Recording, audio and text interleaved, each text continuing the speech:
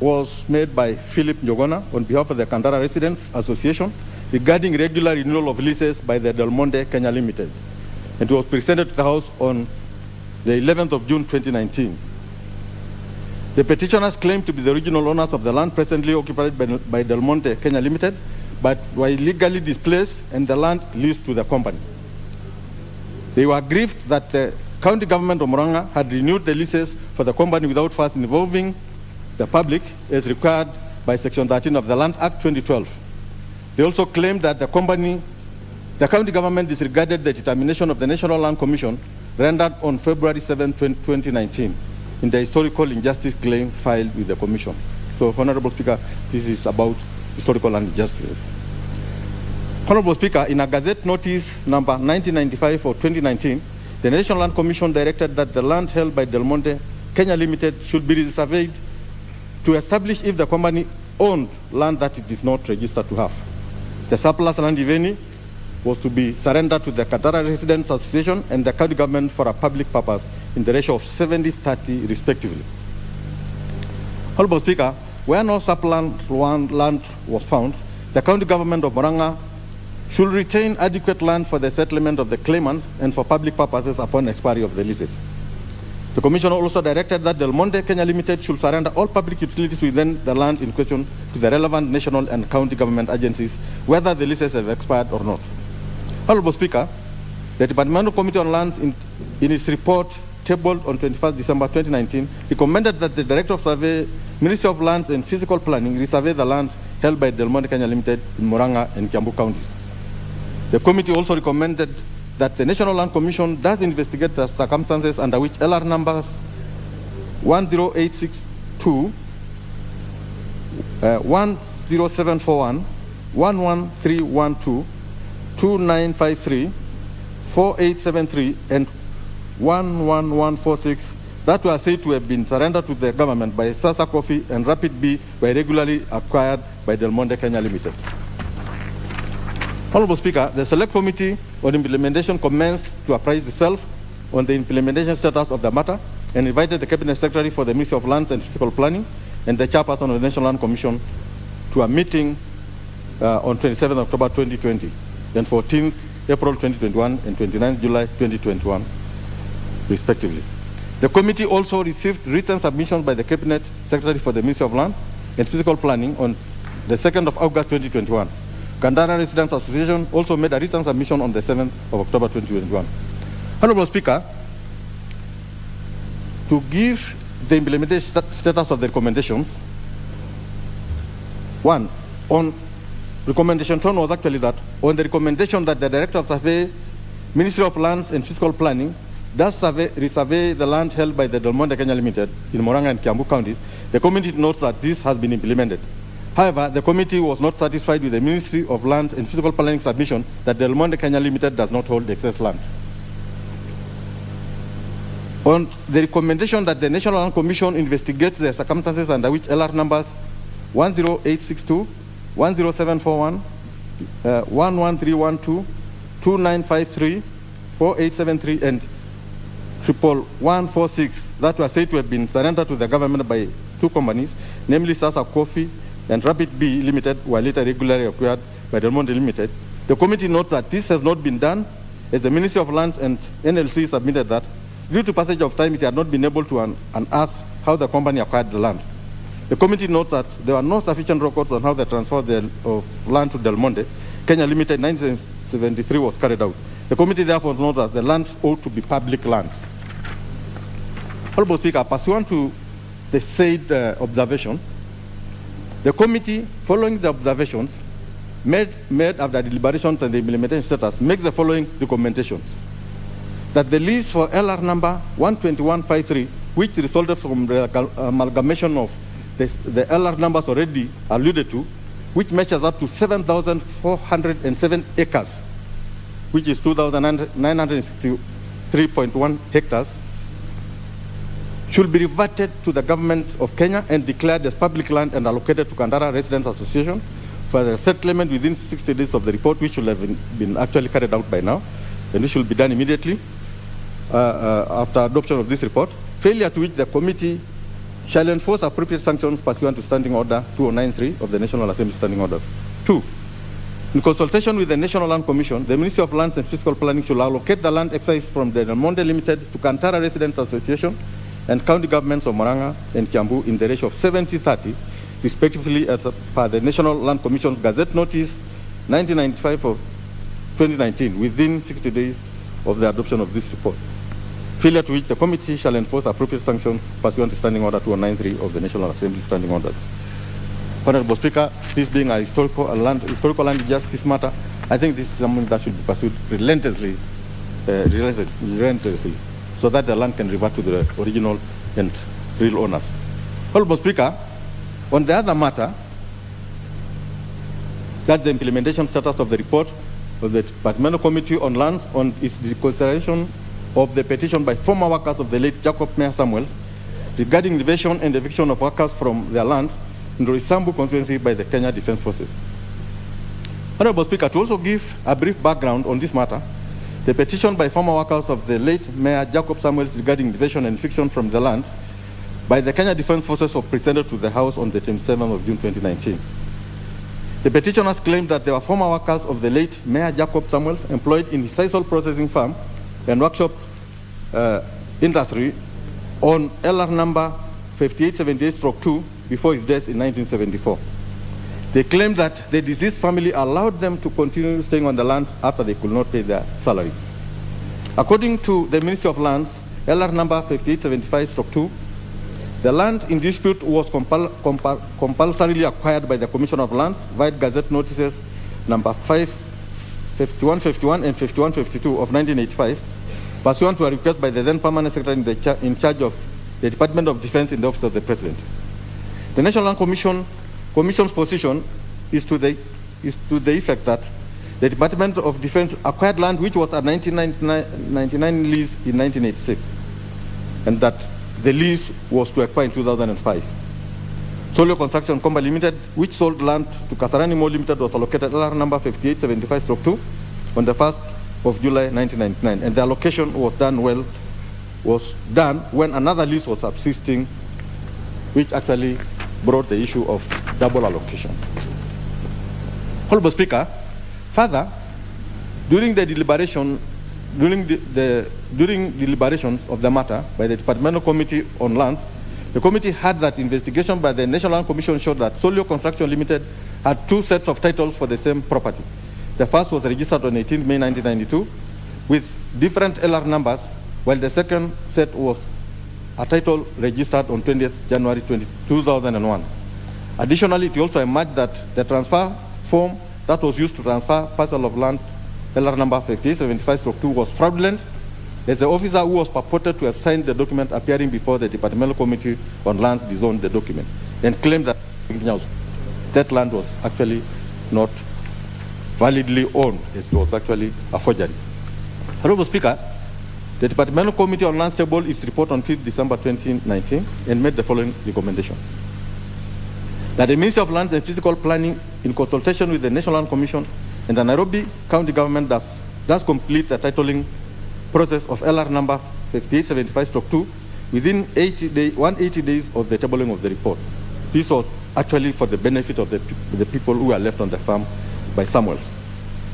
2, the Director of Criminal Investigation does investigate the officers in the Ministry of Lands and Physical Planning who may have caused loss of public funds by effecting fraudulent transactions relating to LR number 5875/2, and the Director of Public Prosecution does prosecute any person found culpable within 90 days of tabling of the report, and that the Ministry of Lands and Physical Planning does secure the title relating to LR number 23393 with a view of ensuring that innocent Kenyans do not lose money through fraudulent transactions as evidenced by the attempt to amalgamate LR number 5875/2. Honorable Speaker, in following on the implementation status of the above recommendations, the committee held numerous meetings with the Cabinet Secretary and other officials of the Ministry of Lands and Physical Planning and officials of the National Land Commission.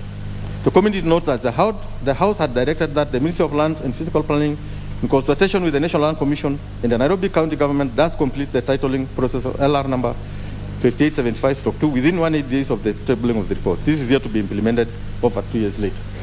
There's an unnecessary delay, which is actually causing a lot of hardship to people who are supposed to benefit from this report of Parliament. Honorable Speaker, on the implementation status, as regards the recommendation that the Ministry of Lands and Physical Planning, in consultation with the National Commission and the Nairobi County Government, does complete the titling process for LR number 5875/2 within 180 days of tabling of the report, the committee knows that this has not been implemented. The Cabinet Secretary submitted that this resolution could not be implemented due to the advisory by the Honorable Attorney General via letter reference number AG/CIV/47/20 dated 11th August 2020 to the National Assembly, indicating that the land parcel number LR number 5872 belongs to the National Defence Forces. As regards the recommendation that the Director for Criminal Investigations does investigate the officers in the Ministry of Lands and Physical Planning who may have caused loss of public funds by effecting fraudulent transactions relating to LR number 5875/2, and the Director of Public Prosecution does prosecute any person found culpable within 90 days of tabling of the report. The committee is yet to receive a report from the Director of Criminal Investigation. So nothing has been done, which is actually also causing further hardship to the beneficiaries to that land. As regards the recommendation that the Ministry of Lands and Physical Planning does secure the titling to LR number 23393 with a view of ensuring that innocent Kenyans do not lose money through fraudulent transaction, as evidenced by the attempt to amalgamate it with LR number 5875/2, the committee notes that LR number 23393 is registered in favor of Kasarani Mall Limited. The parcel is adjacent to LR number 5875/2 and it's not in contention within that application by Kasarani Mall Limited for amalgamation of the two properties was never finalized. This recommendation has therefore been implemented. Honorable Speaker, the committee, following the observations made after deliberation on the implementation status, makes the following recommendation. 1, that the House should initiate the process of removal of the Cabinet Secretary for the Ministry of Lands, Physical Planning for failure to implement the House resolution that the Ministry of Lands and Physical Planning, in consultation with the National Commission and the Nairobi County Government, does complete the titling process for LR number 5875 within 180 days of tabling of the report, pursuant to Article 152(6) of the Constitution of Kenya and Standing Order 66 of the National Assembly Standing Orders. Honorable Speaker, the Inspector General of Police should ensure that the Directorate for Criminal Investigation does investigate the officers in the Ministry of Lands and Physical Planning who may have caused loss of public funds by effecting fraudulent transactions relating to LR number 5875/2 and submit a report to the National Assembly within 60 days of the adoption of this report. Honorable Speaker, this is a very important report. It actually shows how the ordinary Kenyans are oppressed and how their rights have been tumbled on, and the historical injustices are still continuing. And it's for this House to ensure that this is stopped forthwith and that the people concerned benefit from what Parliament has given them. Honorable Speaker, I therefore beg to move and urge the House to adopt this report, and now request the Honorable Peter Kihara, MP, to second. Thank you, Honorable Speaker. The Honorable Peter Kihara, the MP, Matthew, for seconding.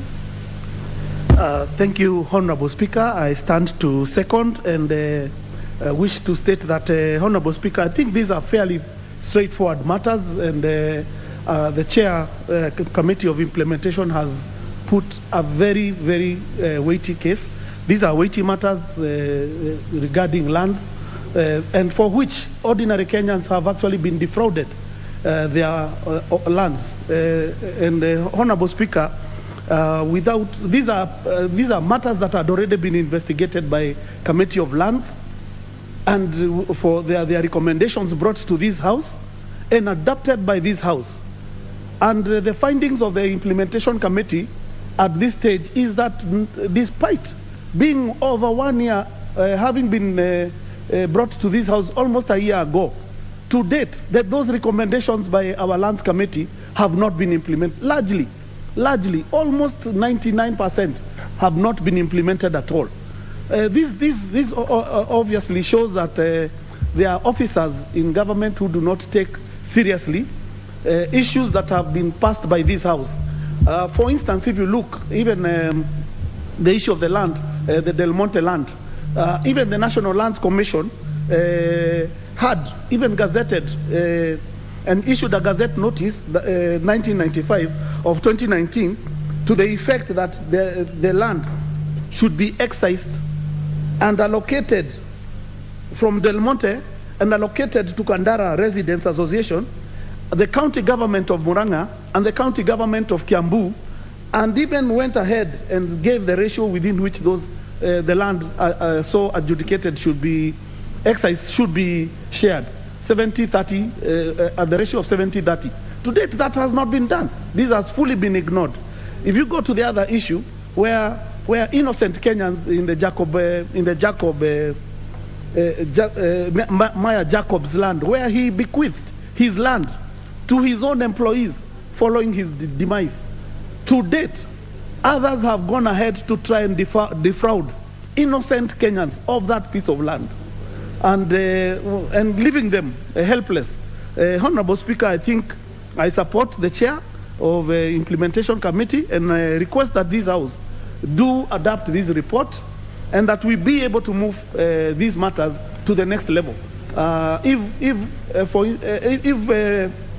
these matters are not taken seriously and in a weighty manner, the recommendations of our committees will continue to be ignored by those in authority or in those in various ministries. Honorable Speaker, I pray, it's my prayer that this will be moved to the next level and that this House will adopt this report, because we are just following we just went ahead to look at and see whether the recommendations have been adopted. We need to ensure that government can work harmoniously and that innocent Kenyans don't lose. Thank you, Honorable Speaker. I second. You second. Very well. Let me give you a chance to resume your seat, whoever.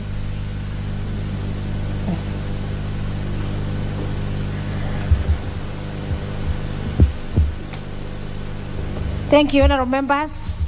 I propose the question, which that this House adopts the report of the Select Committee on Implementation on its consideration of the implementation status of the following matters. 1, the report of the Departmental Committee on Lands on a petition on irregular renewal of leases of land by the Del Monte Kenya Limited, laid on the table of the House on Wednesday, December 22nd, 2021. And 2, the report of the Departmental Committee on Lands on its consideration of the petition by former workers of the late Mayor Jacob Samuel regarding the invasion and eviction of the workers from their land in Roysambu constituency by the Kenya Defence Forces, laid on the table of the House on Wednesday, December 22nd, 2021. I see a request to speak to the motion by the Honourable Member for Kitui South, the Honourable Nyamai Rachel. Thank you very much, Madam Speaker, for giving me a chance to also make a contribution to this motion on implementation status of these two reports on the Departmental Committee on Lands, which are the report of the Departmental Committee on Lands on a petition on irregular renewal of leases of land by Del Monte Kenya Limited, and 2, the report of the Departmental Committee on Lands on its consideration of the petition by the former workers of the late Mayor Jacobs Samuels regarding invasion and eviction of the workers from their land in Roysambu constituency by KDF. Honorable Speaker, I must start by thanking the Departmental Committee on Implementation that they have followed on these reports to ensure implementation. Honorable Speaker, these two reports were tabled in this House on the 21st of November 2019 and on the 5th of December 2019 respectively. Honorable Speaker, I've had a chance to go through the two reports on implementation, and I must first commend the committee on implementation for doing a good job and ensuring that we do not pass resolutions in vain. Honorable Speaker, before I continue, I would also like to say that as a House and also as the Departmental Committee on Lands, we value the importance of Del Monte in this country, their contribution to employment in this country, their contribution to revenue collection for this country. So as we considered these two reports, we knew the kind of institution that we were dealing with, and I believe that it's the same consideration that has been done by the Departmental Committee on Implementation. Honorable Speaker, Kindly allow me to refer to the recommendations of the Committee on Implementation on 2 issues. Honorable Speaker, first, in our report on implementation on irregular renewal of leases of land by Del Monte Kenya Limited, we had made 2 recommendations. Being, 1, the Director of Survey, Ministry of Lands and Physical Planning, does resurvey the land held by Del Monte Limited in Oranga and Kiambu counties. On this recommendation, Madam Speaker, the Committee on Implementation notes that this has been done and that they are satisfied and happy as a committee. We are also satisfied as a committee that our recommendation was fully implemented. Honorable Speaker, our second recommendation was that National Land Commission investigates the circumstances under which LR number 10862, 10741, 11312, 2953, 4872, and 11148 were said to have been surrendered to government by 2 companies, namely Sasa Coffee and Rapid B Limited, were irregularly acquired by Del Monte. Honorable Speaker, I note that the Committee on Implementation notes that this has not been done, and it further recommends that LR number 12158, which resulted from amalgamation of LR number 10741, 10862, 10741, 11312, 2952 should be reverted to Government of Kenya as public land, and that the land should be allocated to residents of Kandara Association. Further, the Committee on Implementation recommends that the land excised from Del Monte should be allocated to Kandara residents and the county government of Moranga and Kiambu. Honorable Speaker, our committee did actually mention this, and I can see that the Departmental Committee on Implementation also agrees with us. Honorable Speaker, the matter of the ratio, I believe that it does not belong to this House, but this does not make me, as a member for Kitui South or as the chair, disagree with this vote. Honorable Speaker, I would like to go straight to a very important matter because I can see that my time is up, to the matter of Mayor Jacobs, to the matter of the petition by former workers of Mayor Jacobs Samuels regarding invasion and eviction of the workers. Honorable Speaker, here is where the Departmental Committee on Implementation raises a very sensitive recommendation on removal of a cabinet secretary.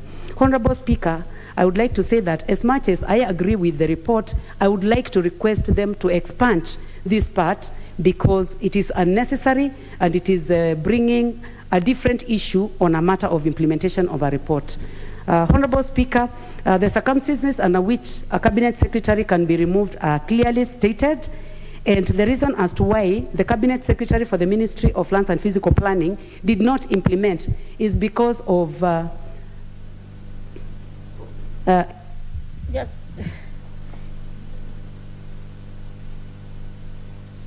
To give us the reason. Thank you. Thank you very much for engaging me, Honorable Speaker. I would like to say that the circumstances for which a cabinet secretary can be removed are clearly stated, Honorable Speaker.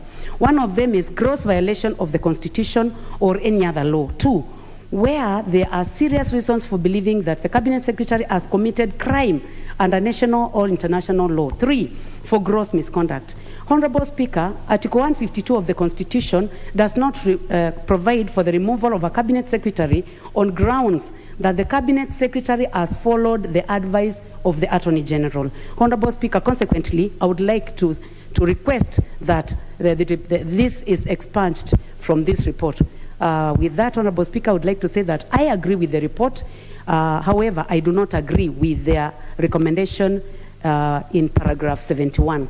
Honorable Speaker, I support and I would like to request the chair that he either moves amendment or we can move an amendment to expunge paragraph 71, which states removal of a cabinet secretary. Thank you, Honorable Speaker, and thank you very much for indulging me.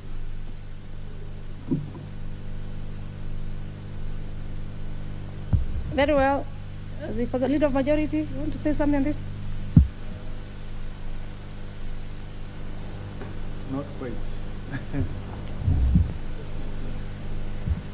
Very well. With that, is for the request made by the Honorable Member for Kitui. Of course, you know the process, unless it comes from the chairperson himself. As a matter of procedure, must be very procedural. Yes, let us have. Kimani had already spoken to this. Kimani had already spoken to motion number 11.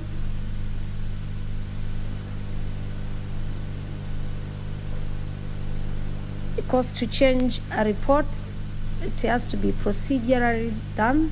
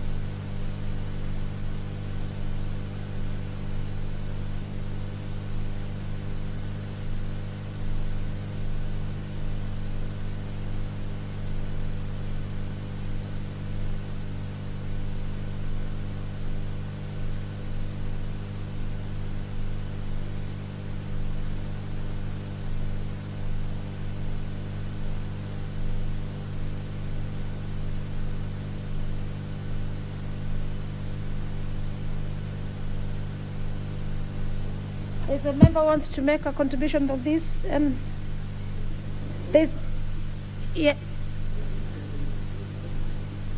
yes, the Honorable. I would like maybe if These machines. Yes, Honorable Member. Yes, Honorable Speaker, I think I had my colleague talk about it. We had actually discussed it.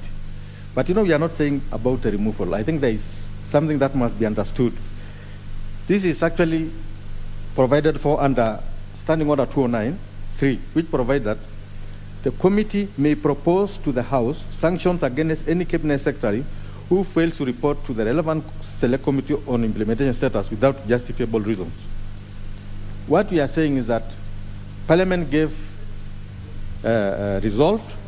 Actually, these beneficiaries of this land of Samuels had actually gone to the extent of paying for their titles. But continuously and successfully, on several occasions, the CS has actually refused or neglected to carry out the resolution of Parliament. So it's for us to recommend to the House, it's for the House to either accept our proposal or accept it. It's not final on our part, but we are just recommending, and I think our recommendation is not really binding as such. So the House can agree with us or not agree with us. So you are leaving it for the House to approve. It's already Honorable, yes, but Honorable, since you are just replying the member, the Honorable Member for Kitui South, we usually request for an amendment, and as a matter of procedure, the amendment is debated, it's either carried or not carried, and then before we come to the main, that is the procedure. That is the procedure. There is an intervention by the leader majority. Yes, Millie Odhiambo, member for Suba North. Yes, the member for Suba North. The Honorable Millie Accord. Thank you, Madam Speaker. Madam Speaker, I think we are raising very significant issues and we don't have quorum. Thank you. Yes, very well, Honorable Millie Odhiambo has rose on the quorum issue. And yes, I confirm that we are not corrected, and I do order that the quorum bell be rung for 10 minutes.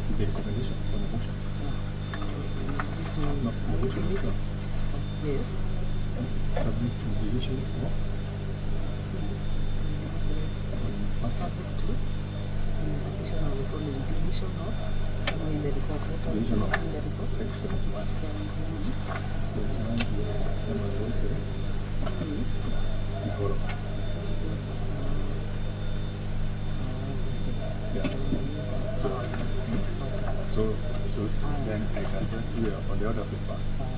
Kija. No, out. No, it's our motion. Yeah. Itakuwa kwa other paper. Then to the letter.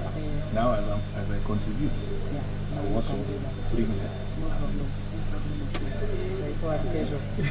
Otherwise, also to get my hapa, Mungu to reply. So we can go and rest. Yes. Or campaign. So you know, at the end of the day,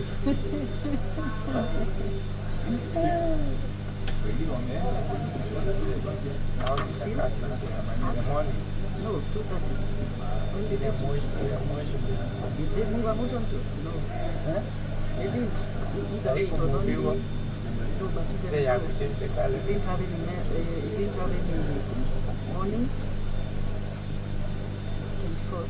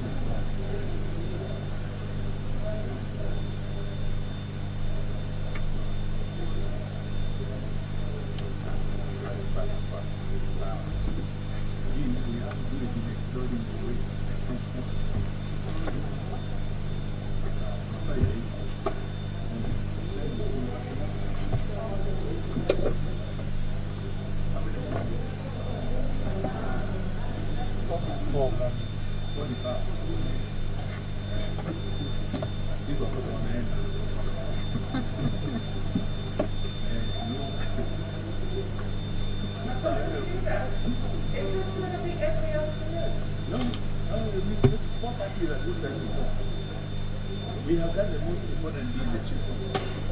I got a bit late. Yeah. So until, in fact, the only things that are the best ones, the ones we cleared, and children we finish the best ones. So what happened? No, you would have done something. You would have not provided for that. So technically, one of us.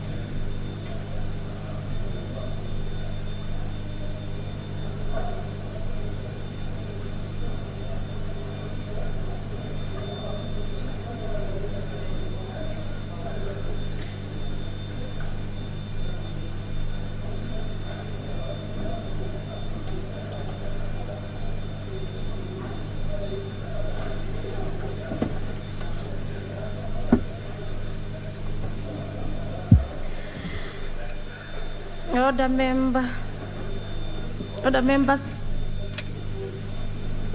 Order. Honorable Millie. Order members. We have not been able to get sufficient quorum for us to continue the business of the day, and the time being 4:43 p.m. This House stands adjourned until the Tuesday 24th May 2022 at 2:30 p.m. I thank you all.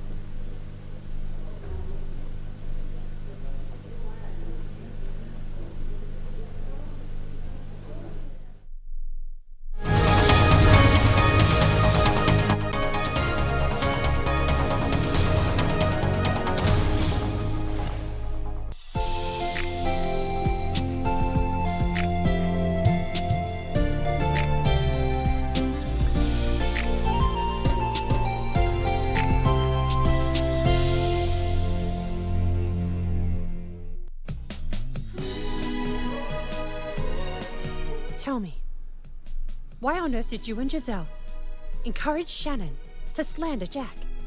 What on earth are you up to? Pinky is always so considerate. I've been looking back on the past. I ruined Pinky's marriage. I feel so guilty about it. I never wanted to hurt you. But I didn't expect I'd still hurt you in the end. In order to win you over, I did so many things to hurt Pinky. I feel extremely guilty.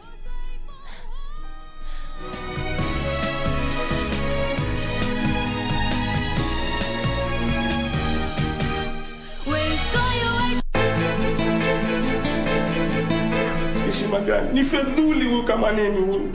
Sitaki uadui ndani ya hii nyumba yangu. Mimi simpendi Safari. Kama yeye yafikiria hivyo ni yeye. Sitaki kukuona hapa kabisa. Utaki kumwona hapa ndo umemleta? Nishakwambia Zari hayuko, mwanao hayuko. What do you want? Tusigombane kwa maneno ambayo hayana msingi. Mimi sijakuletea bahasha wala sijakuandikia chochote.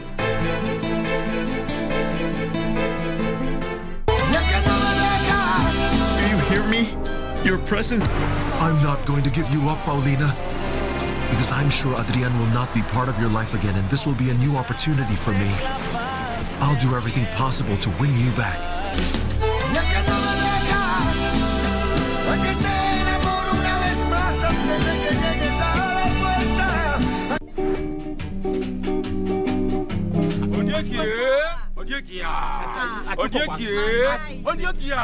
Nikiuliza hii koti uvae t-shirt alafu utolewe tena, unaweza kubali? Mama. Yes. Wakati mimi ilikuja ikatoa wewe nguo, unasema ikatoa wewe nguo ikararuia wewe. Uliona mimi? Mwiniona tena mbeleni. Sijawahi kuona tena mbeleni, lakini hujawahi. Ngoja, hujawahi, si ndio? Bibi ya Wasfarat. Sasa hiyo ni nini? Wasfarat ni nini? Sasa wewe unatolewa nguo gani na orende yako ni suka? Si ninasika tu saindi moja nasunguka hivi nguo yote inatoka. Nani ametuma mimi kurarua hiyo Foster? Ni senator wako. Ene kamen. Ni nani amefua watu nguo? Ni senator wako. Ni nani yuko na makosa? Ni senator wako. Ni nani atashitakiwa? Ni senator wako.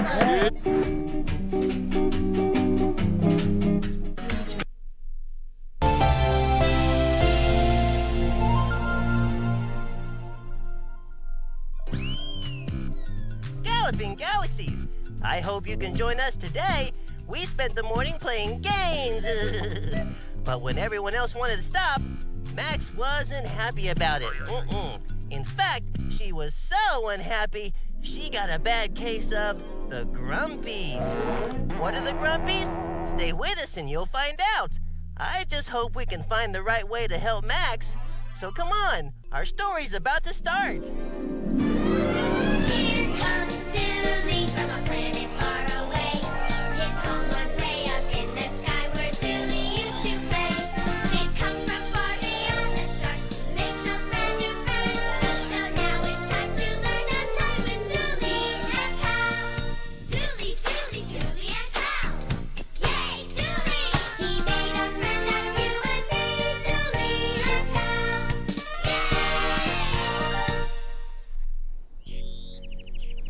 My buddy is an alien, he plays with us all day. And if you ask him who he is, this is what he'll say. I win. Come on, Chris, your turn. Stand back. Here comes champ. My buddy is an alien, he plays with us all day.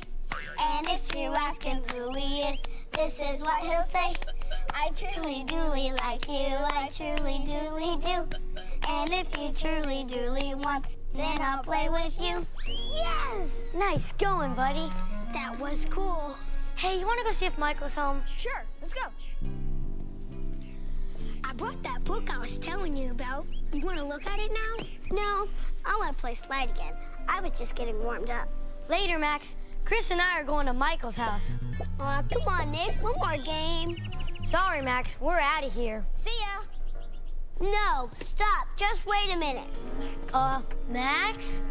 What's throwing fun? What's going on? Nobody's going anywhere until I play another game of slide. Whoa! Max. we blab his. We have this on our planet too. That's right. On our planet, Max has what we call a bad case of the grumpies. Grumpies. Yes. Shh. The grumpies. And the grumpies can spread. We can catch the grumpies? Kinda like a cold? Not exactly. But on our planet, the grumpies are a feeling, not a disease. But feelings can spread from one person to another. That's right. And the grumpies can squeak, sneak up on you.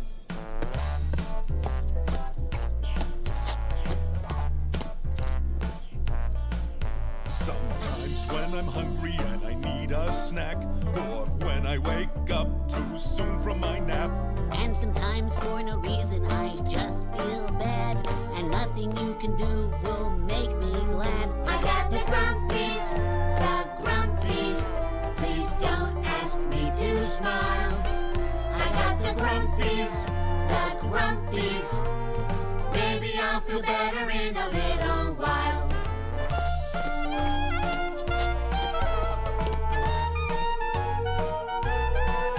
Some days I just want to have my way, and Mom says no instead of okay. Well, I know I shouldn't, but I get a little blue, 'cause when you got the grumpies, what can you do? I got the grumpies, please don't ask me to smile. I got the grumpies, maybe I'll feel better in a little while.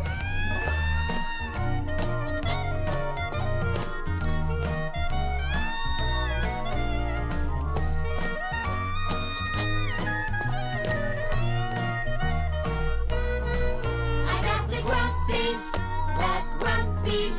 please don't ask me to smile. I got the grumpies, maybe I'll feel better in a little while.